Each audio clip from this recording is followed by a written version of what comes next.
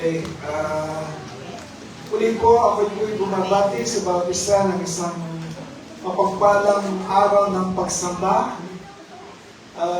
Hindi lang po sa atin na nandito, kundi magiging ating mga walang sawa po na sumusubaybay po sa atin sa online, sa FB Live. Magandang umaga po sa inyo lahat. Lalo na po, binabati ko po ang ating Panginoon ng good morning. Morning! Morning! Where love lives, God is there. Kung nasaan ang pag-ibig, kung saan nananatili yung pag-ibig, kung saan tumatahanan yung pag-ibig, nandoon po ang Diyos. So, ito ating ginagalawan, marami pong iba't ibang klase ng pananampalataya, iba't ibang klase ng paniniwala, iba't ibang klase ng relihiyon. Actually, hindi ko alam yung eksaktong kabilangan ng kung ilan yung kabilangan po ng relihiyon, pero libo-libo po sila po. But the real question remains, sino ba ang tunay sa kanilang lahat? Sino yung mas naaayon ang ginagawa sa mata ng Diyos? Ano, iglesia ba o relihiyon ang tunay na pinamamahayan ng tunay na Diyos? Hindi natin tatanungin ngayong umaga nito kung ano yung paningin natin dito. Hindi natin tatanungin ang ating mga sarili kung ano nga ba ang pananaw natin sa bagay nito. Bagkus, ang katanungan ay sino ba ang tunay sa mata ng Diyos? Kasi siya lamang ang tunay na basihan, siya lamang ang tunay na makakapagsabi kung sino ang tunay at kung sino ang hindi tunay. Sino ba yung tunay talaga? Sino ba yung may malaking naiipong yaman?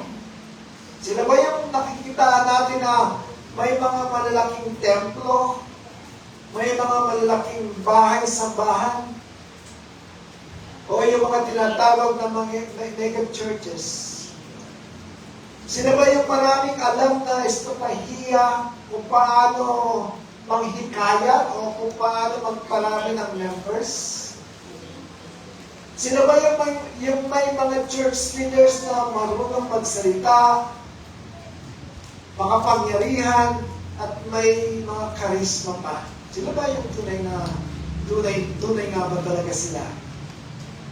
Although we Christians do not really believe that religion can save, but through relationship in God, through Christ, diyan po tayo higit na naniniwala.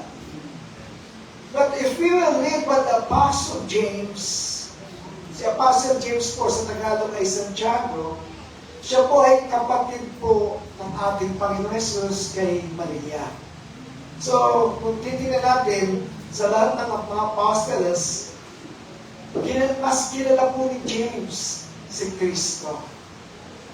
Siya po ang nagsulat ng Santiago 1:37, James 1:27. Ang sabi po sa Tagalog, ang sabi ni James dito, kapatid ng ating Panginoon, ang dalisay na relihiyon at walang dungis sa harapan ng ating Diyos at Ama ay ito. Ito daw yung relihiyon na dalisay. Religion that God our Father accepts as pure and faultless is this. So ito daw yun. Ito yung kasagutan dun sa tanong natin kanina. Kung tatanungin natin kung ano ang tingin ng Diyos sa tunay na church, tunay na pananampalataya, tunay na paniniwala, tunay na grupo, tunay na congregation. Ito po ang sinasabi ng Biblia. Ang sabi po, sila ang mga dumadalaw sa mga ulila at mga balo sa kanilang kahirapan. At sila din yung pinananatilihin ang sarili na hindi nadudungisan ng sanlibutan. Sabi dito sa English, religion that God our Father accepts as pure and faultless is this: to look after orphans and widows, to their distress, and keep oneself from being polluted by the world. Yung panghuling salita po, yung pinananatili ang sarili na hindi nadudungisan ng sanlibutan, alam na po natin yan. Sila yung hindi nagpapa-apekto sa galawan ng mundo. Alam na natin yan, hindi nagpapa-apekto sa pera, sa tukso, ano bang bagay na makamundo na pwedeng akitin ng isang church leaders. Sila yon yung hindi nagpapa-apekto. Hindi nakukuha sa lagay, hindi nakukuha na kung merong mayaman dyan, pwedeng mag-compromise sila sa anumang bagay na hindi kalooban ng Diyos. Sila yun. Sila po yun. Pero we will not focus on that. Hindi tayo mag-focus doon. So, mag-focus po tayo sa paunang salitang binanggit ni Santiago. Ang dalisay na relitaw at walang dumi sa harapan ng Diyos ay ang dalawin ng mga ulila. Dito tayo mag-focus. Sila daw yung hindi pinababayaan yung mga ulila at mga balo sa kanilang kahirapan. It is like James saying here, true religion is seen in what? In how you treat the weakest. Kung paano mo tratuhin ang mga mahihina. Kung paano mo tratuhin yung mga walang kalaban-laban. Ito yung tunay na church. Sa paningin po, James at Panginoon at paningin ng ating Panginoon Jesus. Hindi yung kapag mga alam mong mayayaman na mga membro o mga panauhin, sila yung higit na iniistima. Kumbaga, sa isang tunay na church, wala pong VIP. Wala pong VIP. Lahat po tayo VIP dito. Amen po ba? Amen. At sa paningin po ng Diyos, ang mga VIP, sila yung mga weak. Yung mga weakest. Sila yung mga walang kalaban-laban ng aking tinanong. Ayun sinabi kanina. Sila yung mga ulila. Sila yung mga balok. So, why widows? Why orphans? Bakit sila po yung ginawang ehemplo dito ni Santiago? Bakit marami naman, di ba? Marami naman pwedeng gawing example sa mga mahihina o mga walang kalaban-laban na mga tao. Bakit yung dalawang ito, primarily, sila yung ginawang example po ni Pablo? At malalaman po natin yan sa kabuuan ng ating mensahe. Sa panahon po ng ating Panginoon Jesus, ang mga balo at mga ulila, wala po silang provider. Wala, talagang kaawa-awa, kahabag-habag po. Walang social security, walang, tulad na yan, di ba? Meron mga medical insurance na tinatawag. Kapag sila'y nagkakasakit, siguro hindi nila malaman kung saan sila kukuha ng mga panggamot. Madalas, invisible po sila sa lipunan. Sa madaling salita po, sila ang mga taong kapag iyong tinulungan, huwag ka nang mag-expect na may balik sa'yo. Yun yung mga taong kapag tinulungan mo, wala mong balik sa mga tumutulong. Kasi wala naman silang kakayahan para magbalik ng itinulong mo. So, that's the point po sa ating mensahe. Na true church, sila po yung may malasakit sa mga taong hindi pwedeng paki-join sa anumang, kung mayroon man tayong tinatawag na hinihinga natin ng favor, yung mga members na magbigay. Sila yung wala pong kakayahan talaga. Wala po din silang kakayahan talaga. In Luke 14:13-14, our Lord Jesus said, "But when you give a banquet, invite the poor, the crippled, the lame, the blind, and you will be blessed.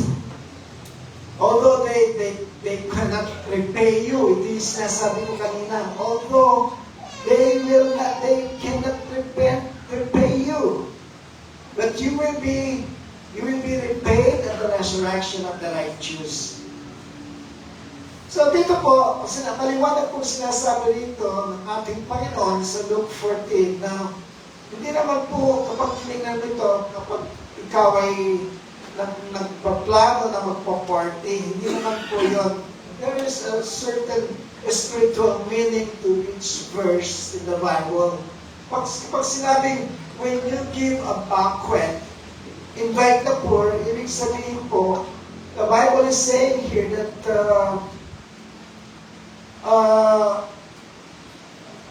for example, so yung mga program po natin sa church, when we invite people, huwag kang mamili na yung merong mga ibibigay.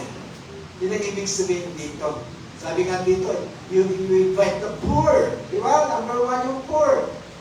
O you invite the blind. Di ba? You invite the crippled, the lame.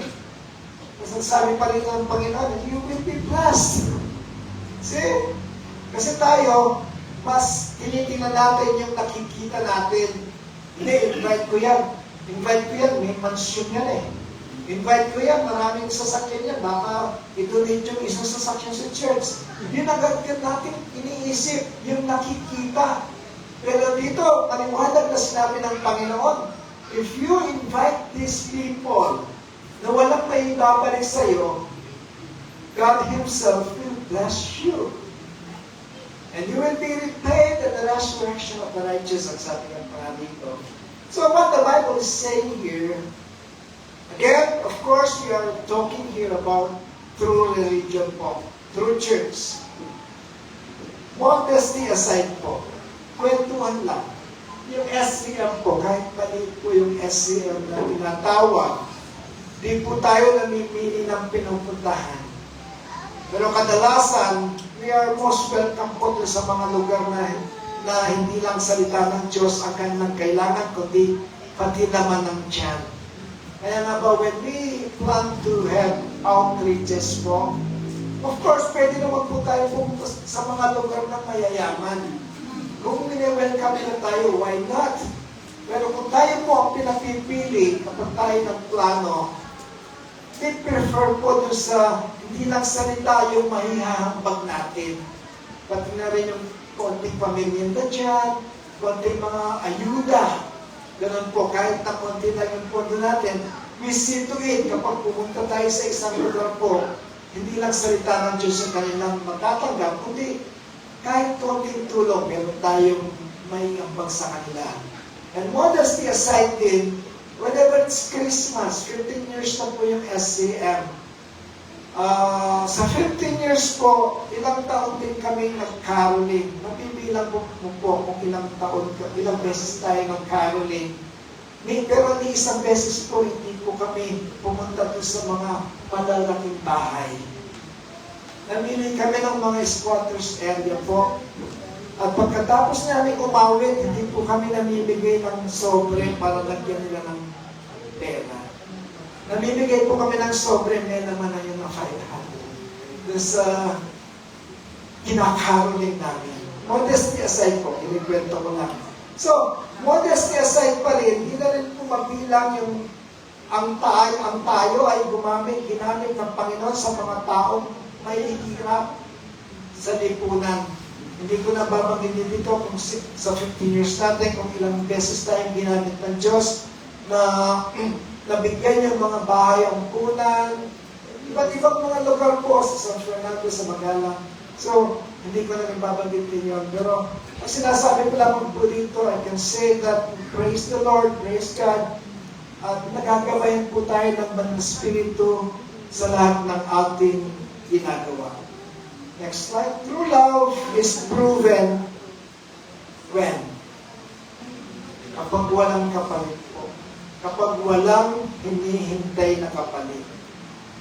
Paano mo pwedeng tawagin love ang paglilingkod kung nag-uumpisa pa lang itayo ang church? Ito na ang nasa isip. Darating ang araw, ibabalik ni Lord yan sa simpleng umaawaw. Just when we give offerings, pledges, kailangan pa bang ipaalala sa ating mga sarili na ibabalik naman ni Lord ito eh. Hindi masasayang to. Siksik, lilik, umaapaw nga pag pinalik ni Lord ito eh. You know, church, next slide. Kapag ganun ang ating isip, that's not serving. That's not offering. That's what we call investment. Kapag ang ating isipan, kapag tayo tumulong, kapag tayo nag-ambag ng pagod, nag-ambag tayo, nagpagod ako dyan, naglinis ako dyan, sumama ako sa outreach, sumama ako sa ganyan, nagbigay ako, ang dami, 1,000 nga yung binigay ko. Pero ibabalik ni Lord yan kapag ating nasa isip, agad-agad, ibabalik ni Lord. That is not serving God. That is serving yourself. That is what we call, hindi deposit ako sa bangko to. Pag kinuha ko ito, may interest. Ganon. That is not serving. That is what we call investment. Apostle Paul says, what God loves or what? A wise giver. Hindi po sinabi yun. Apostle Paul said in 2 Corinthians 9:7, God loves a cheerful giver. What is cheerful giver? Minamahal ng Diyos ang nagbibigay ng masaya, hindi magmamaktol, hindi nagkukuripot, hindi iniisip agad, may balik ito eh. Hindi po.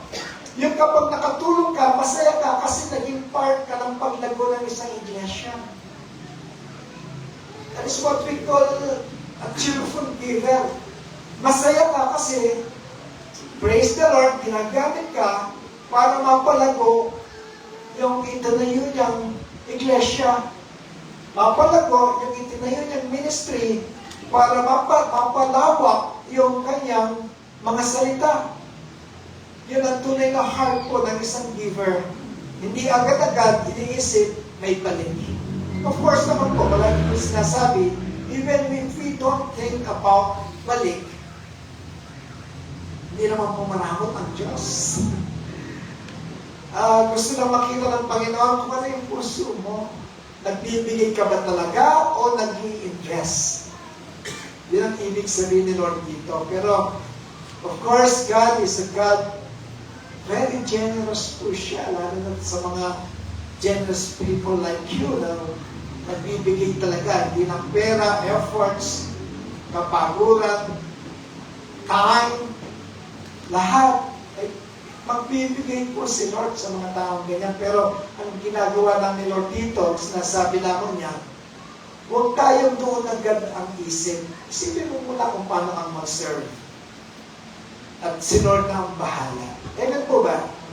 Amen. So dito po, this was our Lord Jesus' heart all along.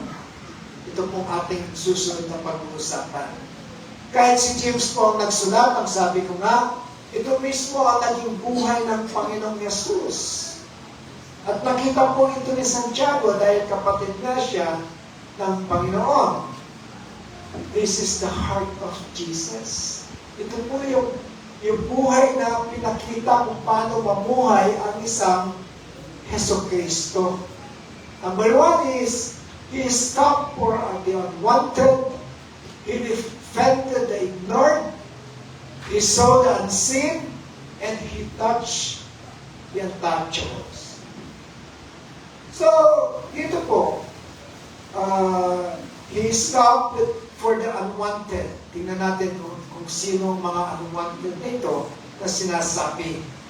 Siya ang tagapagtanggol ng mga hindi pinapansin at inaapi So dito po,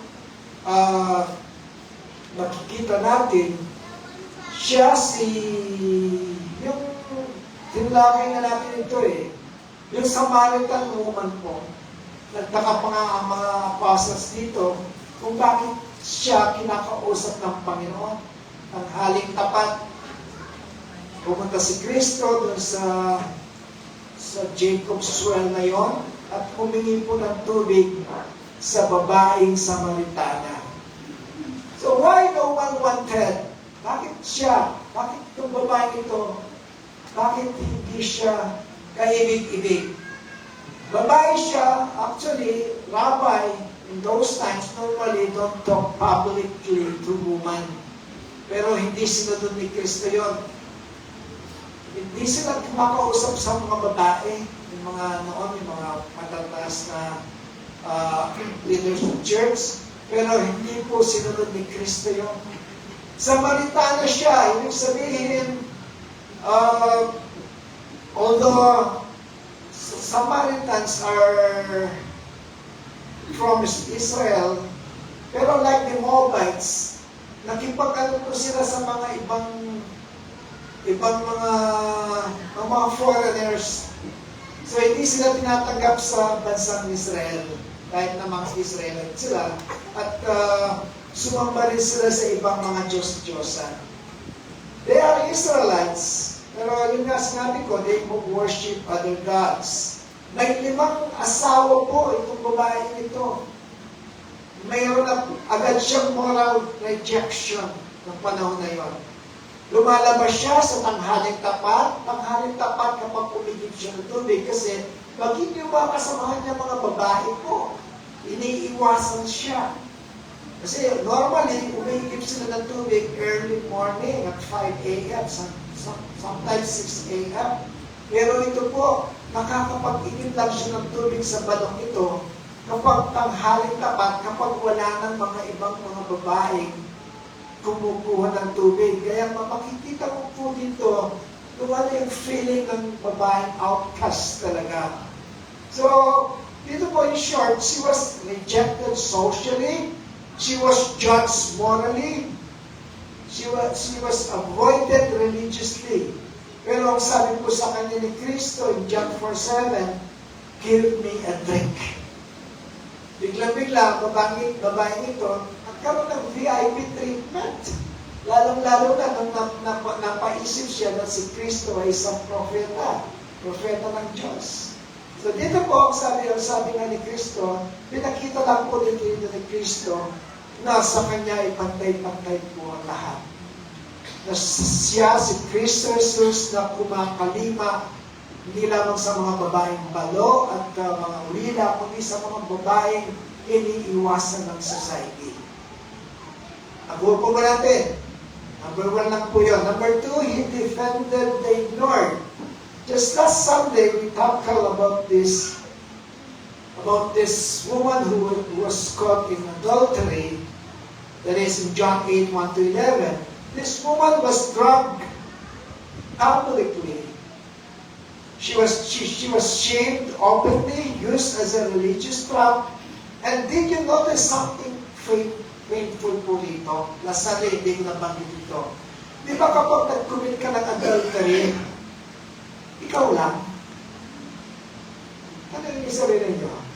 Kapag nakakita ka ng isang babae na nag-commit ng adultery, siya lang ba mag-isa na ginawa niya yung kasalanan niya, isang siya lang mag-isa?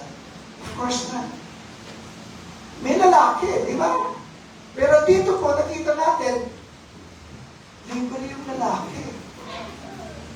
Hindi ba mapapaisip doon?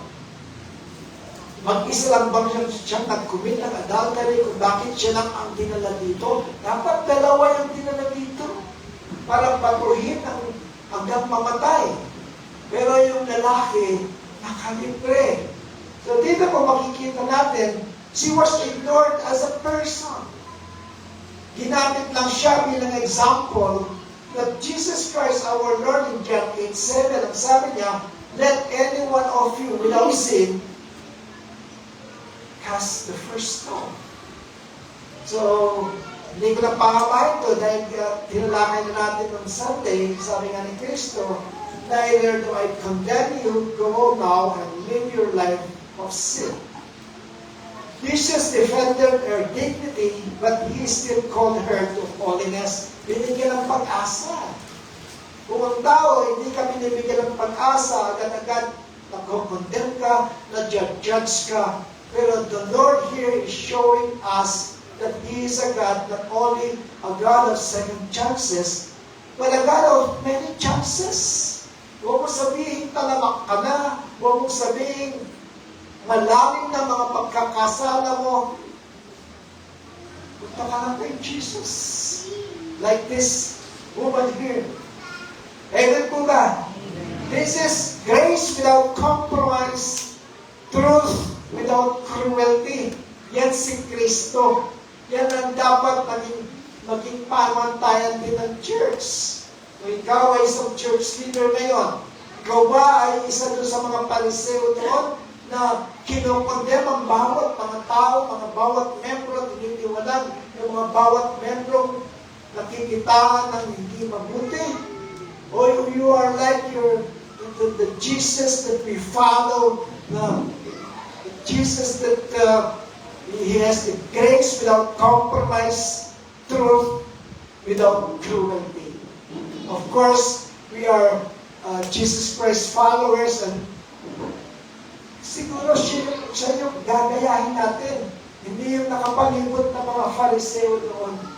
Siguro, tayo bilang ginagamit ni Lord dito para pagdaluyan ng pagpapala sa mga ibang tao, we should imitate Christ. Dahil siya po yung ating sinusunod. Amen po ba? Amen. Number 3, He saw the unseen. Sino ba yung ang mga unseen? This is the widow with 2 small coins. Mababasa natin sa Mark 12:41-41. She was also very poor. Yung babae nito. She was unnoticed by everyone. Marami pong mayayaman ang nagbibigay ng mga libo-libo, pero hindi sila napansin ng Panginoon dito. Siya yung napansin ng Panginoon. Actually, siya nga daw ay napatigil. Kung babasahin natin ang Biblia, napatigil siya kung nakita niyo itong babaeng mahal na ito. Hindi siya napatigil sa mga nagbibigay ng libo-libo. Bakit? Kasi po yung mga nagbibigay ng libo-libo, meron silang milyon-milyon. Eh, yung babaeng balo, nung naghulog po siya ng 2 sentimo doon sa offering bag. Those money, yun na po yung nasa bulsa niya. Yung isa doon sa inuulo niya, yung mga yung pambili niya ng tinapay after the service. Pati yung pambili ng tinapay, inihulog din. Ibig sabihin, mas mahalaga po kay Kristo yung nakita niya sa babaeng balo dahil nakita niya yung kanyang puso dito. Ang sabi nga ni Kristo, truly I tell you, this poor widow has put more into the treasury than all the others did. Mas malaki sa mata ng Diyos yung hinihulog ng 2 sentimo kesa doon sa naghulog ng libo-libo. Siguro, gets naman natin yung kung ano yung ipinupunto ni Kristo dito. This line preaches itself that everyone saw the amount, Jesus saw the sacrifice. Kung tayo po, tumitingin tayo sa amount, o yung laki ng tithes nito, o yung laki ng pledges nito. Ito yung dapat natin i-VIP, not the Lord. The Lord saw the sacrifice. Sabi nga ni, nung pinagkakalooban po si David, naisip ko lang, pinagkakalooban siya ng isang bagay para yun ay i-offer niya kay Lord. Hindi po tinanggap ni David yun. Ang sabi ni David, I will only offer sacrifice to the Lord. I will not offer sacrifice to the Lord. Sabi niya na hindi ako masasaktan. Ibig lang sabihin, when you give to the Lord, meron namang konting kurot. Hindi yung meron kang 1,000,000, nagbigay ka ng 1,000,000. what is 1,000 to your 1,000,000? Di ba? Kailangan mayroong konting kurpo. Kasi Diyos yung ating binibigyan eh. Diyos na nagbigay, na nagkaloob sa atin ang maraming mga bagay sa buhay natin. So kailangan, sabi nga ni David, kailangan kung magbibigay tayo yung masasaktan naman tayo. Amen po ba? Amen. So dito po, this old lady was unseen by people, but fully seen by our Lord Jesus Christ. The next one, he touched the untouchable. I think this will be the last one. And when we say Jesus Christ touched the untouchable, the clearest and the strongest picture in the Gospels are the lepers po. Yung mga ketongin, they were the lepers. In Matthew 8, 1-4, this is the man with leprosy came to Jesus and said, if you are willing, sabi niya kay Kristo, if you are willing, Lord, you can make me clean. Sabi sila eh. Lahat ng parte ng katawan may ketong eh. So, anong panahon yun, wala pong gamot ang ketong. Sila ay nandun sa isang lugar, sa kuweba, hindi sila pwedeng lumabas. Naka-isolate po sila ng panahon yun. Walang pwedeng humawak, walang pwedeng tumingin sa kanila. Ganon kahirap yung kanilang kalagayan. In Mark 1:41, pero iba po si Kristo eh. Hindi siya ganon. Sabi nga dito eh, Jesus reached out His hand in verse 41 and touched the man. That touch was not required for healing po. Kung titignan natin ang buhay ni Kristo, kapag siya gumagamot, kuminsan na sinasabi ng Kristo, believe and be healed. Hindi na kailangan hawakan. Pero dito po, He touched the untouchable eh. Meron gustong ipahiwatig dito sa Panginoon na kahit hindi nahawakan itong ketongin na ito, pwede naman niya sabihin, be healed. At siya ay gagaling. Ano po ba? Pero dito, pinili ng ating Panginoon na hawakan siya. Jesus could have spoken a word healed from a distance, but He chose to touch. Why lepers were untouchables? Under the law in Leviticus 13:14, lepers were declared unclean, forced to live outside the camp, required to shout, unclean, unclean. Meaning, wala pong isa mang sa mga tao ang pwedeng humawak, yumakap, walang family closeness, no, hindi pwedeng maki-worship kaya natin dito sa ating congregation. Some lepers went years without human touch. Yung iba mga ketongin po, nabuhay sila sa mundo nang mamatay nang hindi man lang naka-experience ng hawakan sila ng ibang tao. It was emotional, social, and spiritual restoration. Under the law, when an unclean person touches a clean person, that clean becomes unclean. So, pero hindi po ito pwede sa ating Panginoon na hindi hawakan ang ketongin ito.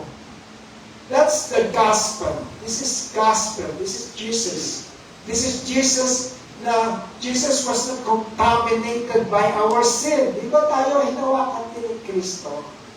If you will look at the Bible and seek for the spiritual meaning of this story, tayo po ang mga ketongin nito. Tayo mga makasalanan.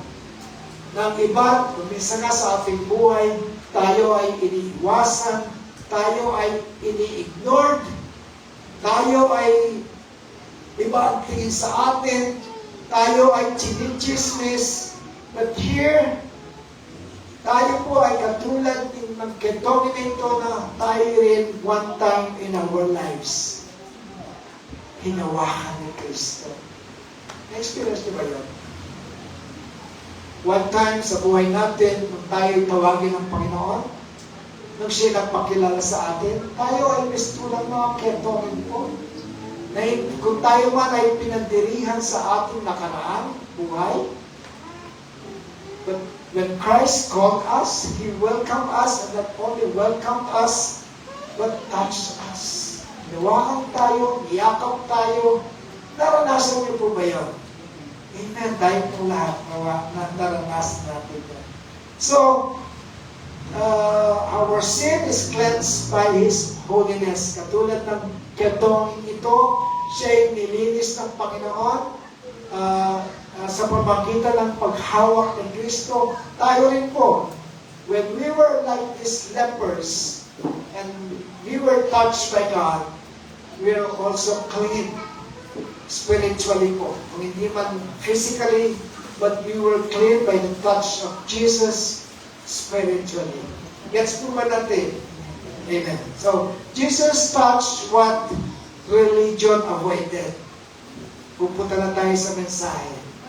Jesus touched what religion avoided. The hands of Jesus do not withdraw from the broken. Grace is not afraid of dirt.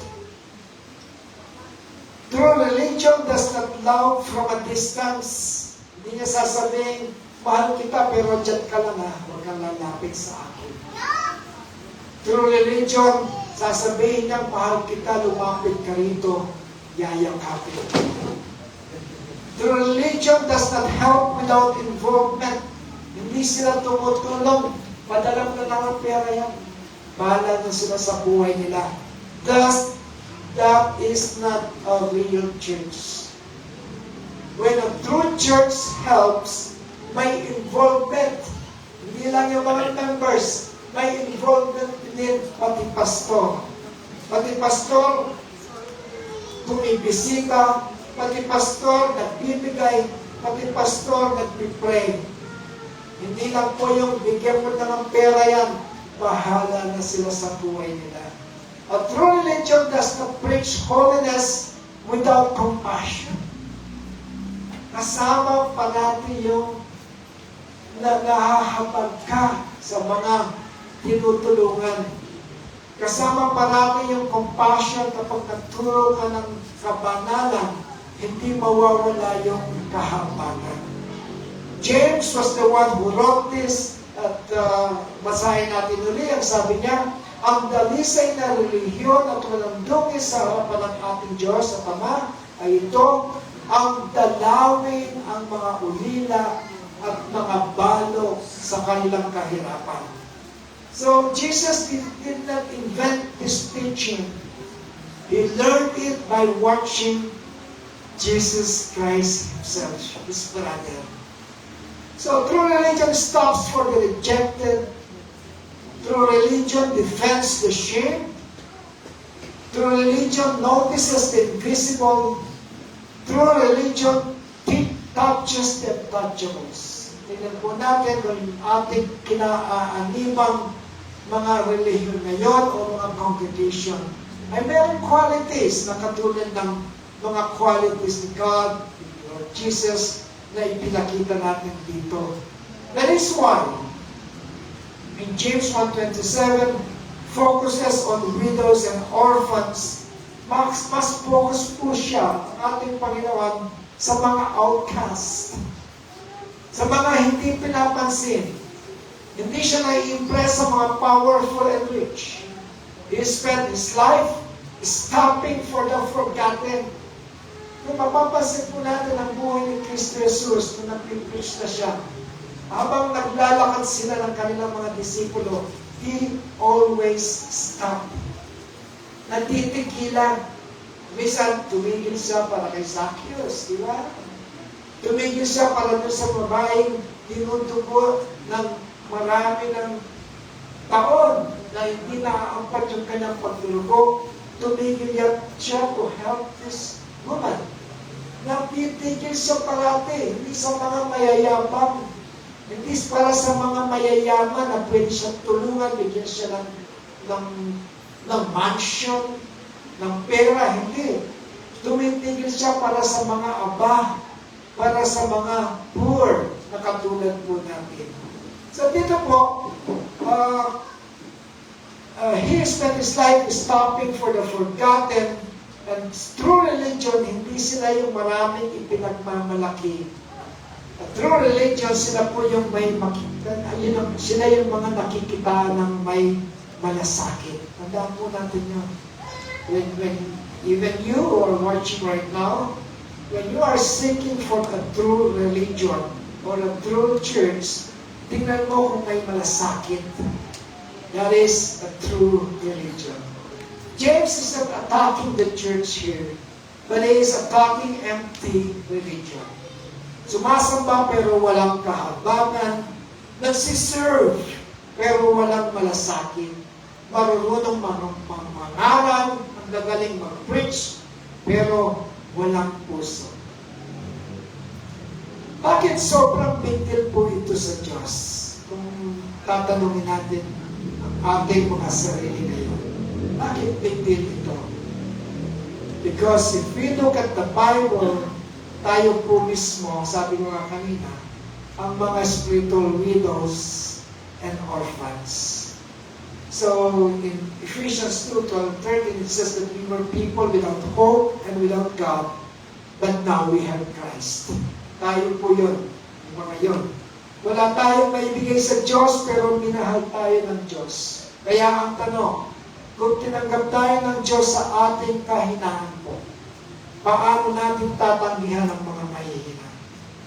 Tayo ngayon, bilang isang church, bilang isang ministry na tinayo ng Panginoon, kung tayo ay tinanggap ng Diyos, kung tayo ay mahihina pa, paano ba natin tatanggihan ang mahihina din, ang mga mahihina na lalapit sa atin? Kaya nga ba, when you claim at ipinagmamalaki mo, you are in the true church. Anong mga qualities ng Panginoon ang meron ng church mo? Tayo po ang makakasagot noon. Tayo lamang.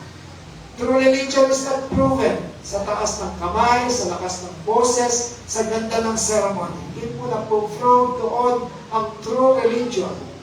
True religion is proven sa paglapit sa mga broken, sa pag-aalaga sa mga forgotten, sa pag-ibig sa mga inconvenient. Magtatapos na po tayo.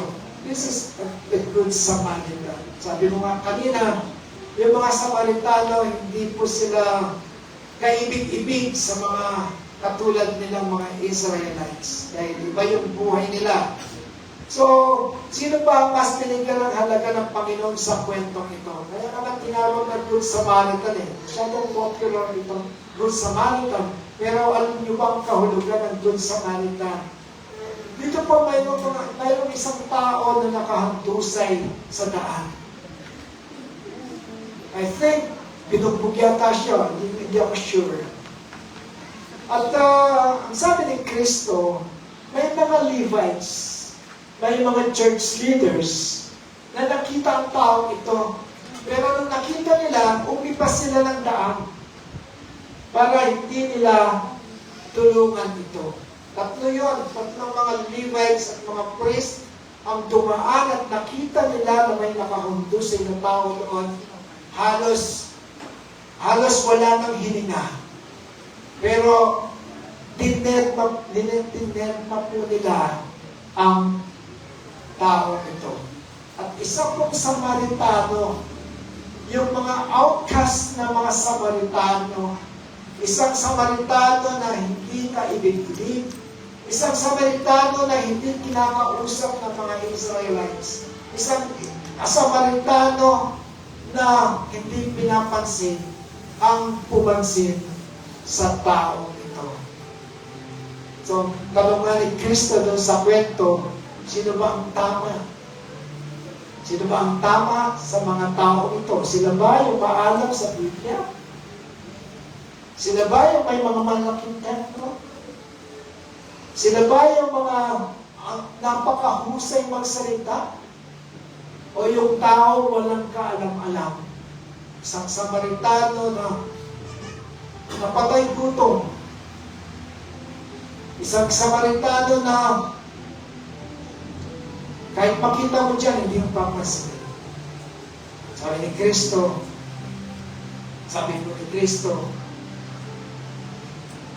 go and do likewise. Ito daw ang iyong gayahin. Kasi may kausap si Kristo dito eh. Sino sa apat na ito ang tunay? Yung marurunong, mayayaman, malalaking templo? Hindi. Sabi ni Kristo, hindi. Itong Samaritanong ito. Ito ang inyong tularan. In John 3:18, 1 John 3:18, sabi po dito, dear children, let us not love with words or speech, but with actions and in truth. In closing po, sa aking pagtatapos, sinasabi po dito, ang tunay na pagmamahal ay hindi nakikita sa salita lamang. Kasi tayong mga tao, ang galing magsalita. Ang galing magsabi ng ito ang mali, ito ang tama. Pero ginagawa ba natin yung tama na sinasabi natin at yung mali ay hindi ginagawa? Ang galing magsalita ng tao po. Pero sinasabi dito ng Panginoon, let us not love with words or speech, but with actions and in truth. You know, church, this is what true religion is all about. Yung makitaan mo, yung kinaaniban mong church, makitaan mo ng malasakit. Hindi kakikitaan ng pagyayabak. Ang dami namin mga church branches, mga satellite churches. Hindi sila yung pinagpala kami ng Panginoon kasi tapat kami. Dami namin mga kotse. Hindi po sila. A true church, sila yung nakikita ng actions and truth kapag pag-ibig po ang pinag-uusapan. Since po na-mention po dito sa ating mensahe ang mga widows, dito po sa ating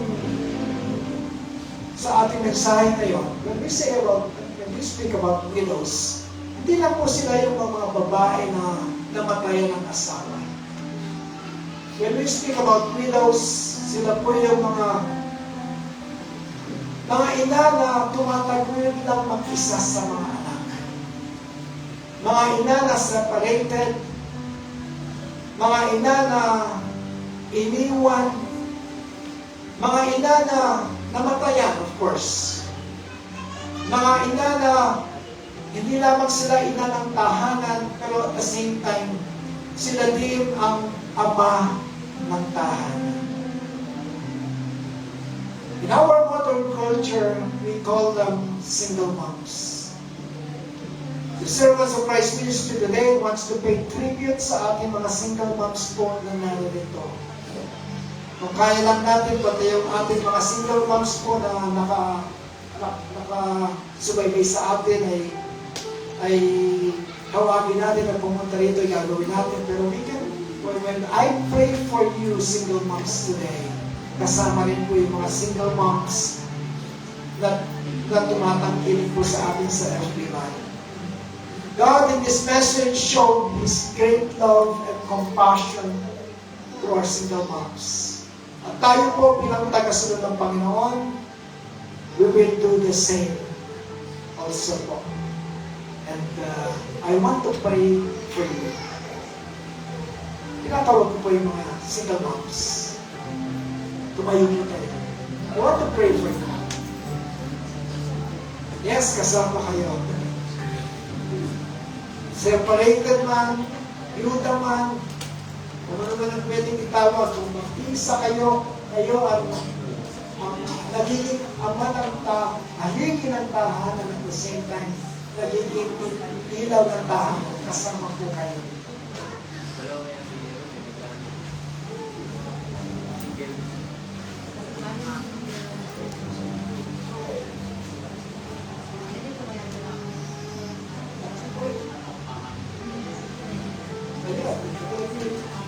May partner ka rin.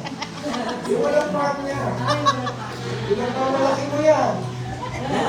May partner ka na. Hindi ka na pwede yan. Yung walang partner. This is their...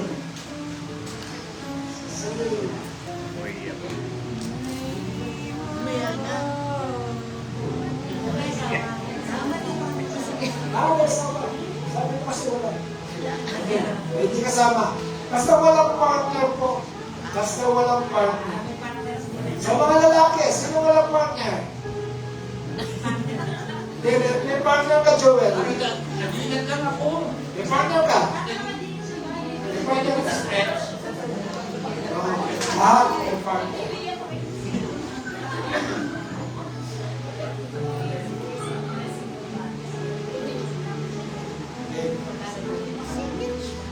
Mahal po kayo ng Diyos. Amen po ba? Huwag kayong malagkot. Mahal na mahal kayo ng Diyos. Ang mensahe ito po, ibinigay lamang po ng Diyos ang kanyang malasakit sa ating mga single moms. Sabi ko nga, mahal sila ng Diyos eh. Di ba, followers tayo ni Christ. Siya po ang ating tularan. Mahalin din po natin siya. Kapag Pasko, may regalo tayo lahat sa kanya.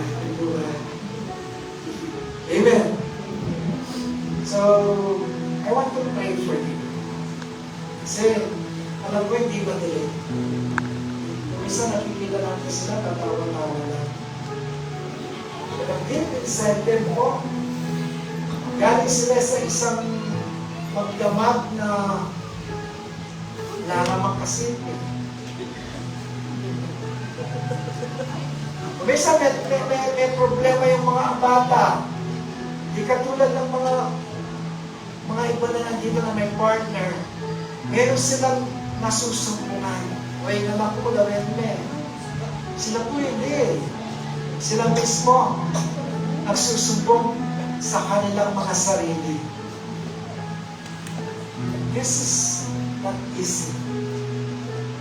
Yung mga gabi na gusto nilang mayroong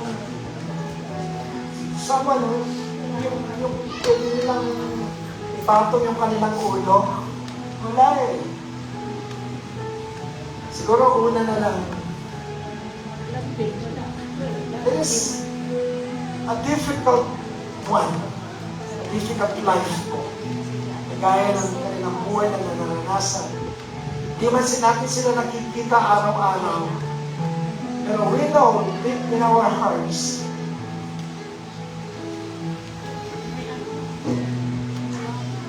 medyo malungkot, di ba?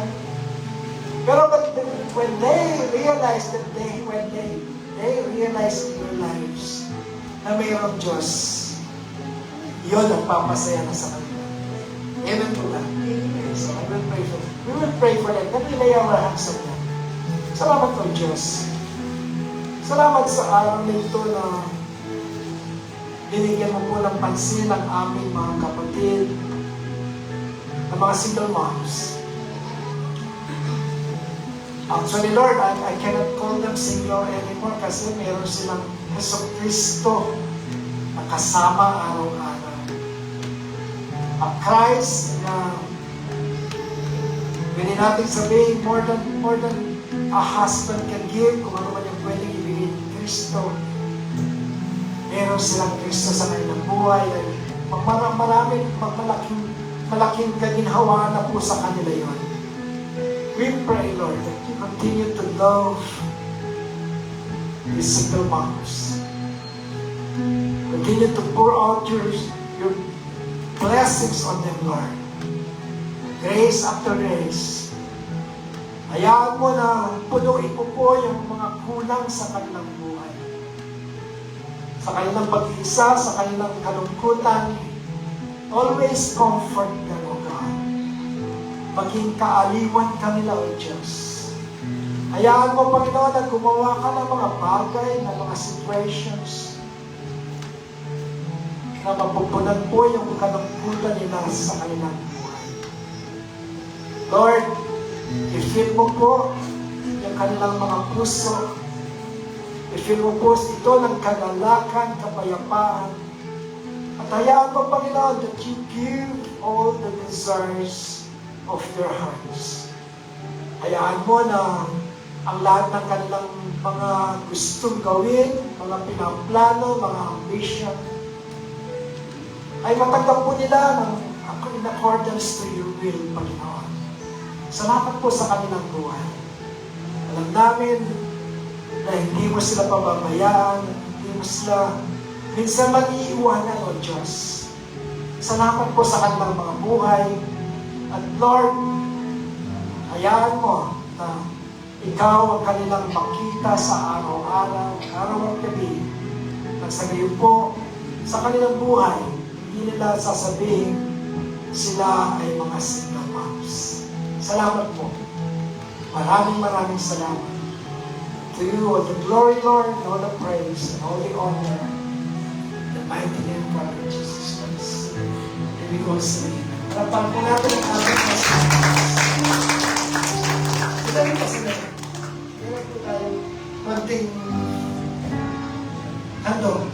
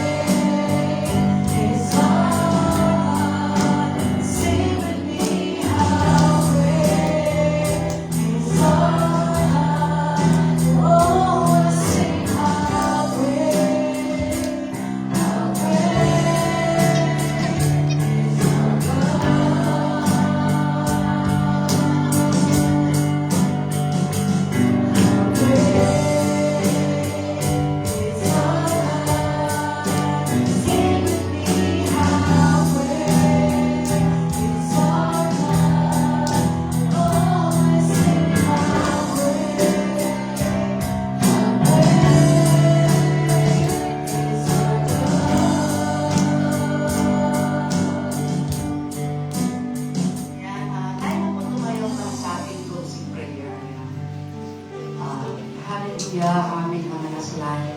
Pinupuri ka namin, Panginoon. Yan, pinapasalamatan sa oras na Lord God na muli pinagpala kami sa iyong mensahe, Panginoon.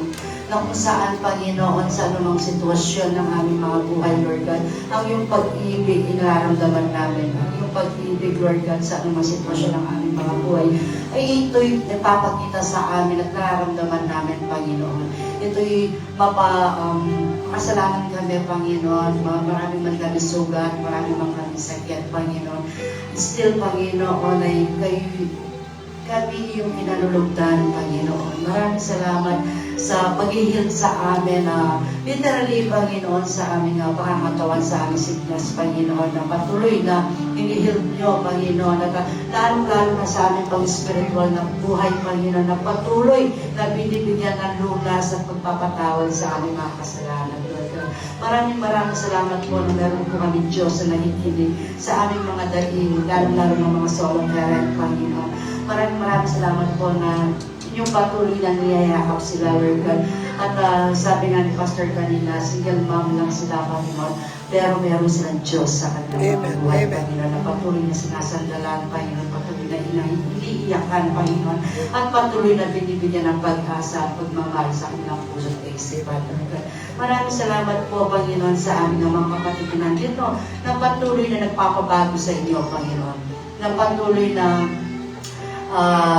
nilikha, Panginoon, ng buhay sa kanilang pamumuhay na patungo lamang sa inyo, Lord God. Maraming salamat po sa inyong pagmamahal sa bawat sa amin, Panginoon. Ito'y dadalhin namin, Panginoon. Babaunin namin, Panginoon, sa pansamantalang pag-iwalay namin sa orasan na to at magiging matibay, mapagtibay, Panginoon, sa harapin namin sa mundong ibabaw, Panginoon. Maraming salamat po, Lord God. Muli sa aming pastor na sa 20 na nag-aaral sa inyong mga salita, Lord God, ay naging mapagpala sa bawat isa, Panginoon. Kayo lamang po ang aming tinataas, Panginoon. Lahat ng kapurihan sa inyo lamang sa pangalan ng aming Panginoon Kristo. Amen.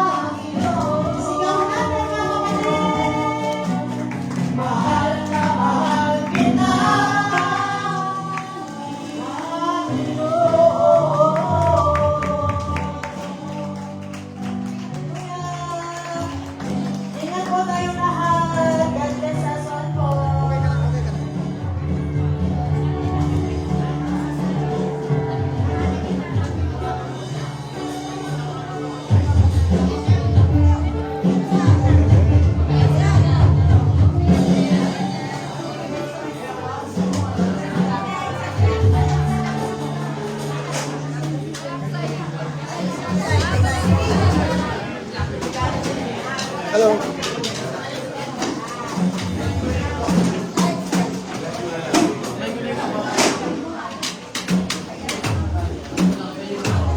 Yes. May partner ka. Yung tinatawag namin yung walang partner. At yun yung partner. May partner. May partner. Oh. Taken.